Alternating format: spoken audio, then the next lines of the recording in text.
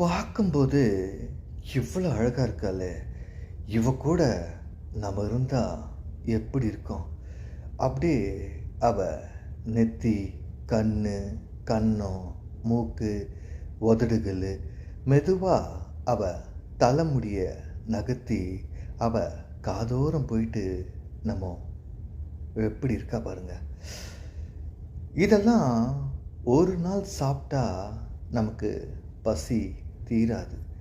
தினமும் விதவிதமாக சாப்பிட ஆரம்பித்தோம்னா ரொம்பவே சுவையாக இருக்கும். அதுவும் வீட்டுக்கு போகும்போது சாக்லேட்டு, ஐஸ்கிரீமு, மல்லிகைப்பூ, தேன், ஜிலேபி இதெல்லாம் போட்டு நம்ம சுவைச்சு பார்த்தோம்னா எப்படி இருக்கும்?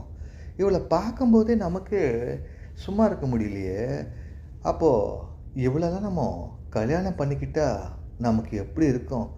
தினம் தினம் காலையில் டிஃபனும் தேவையில்லை, மத்தியானம் சாப்பாடும் தேவையில்லை, நைட்டு டின்னரும் தேவையில்லை.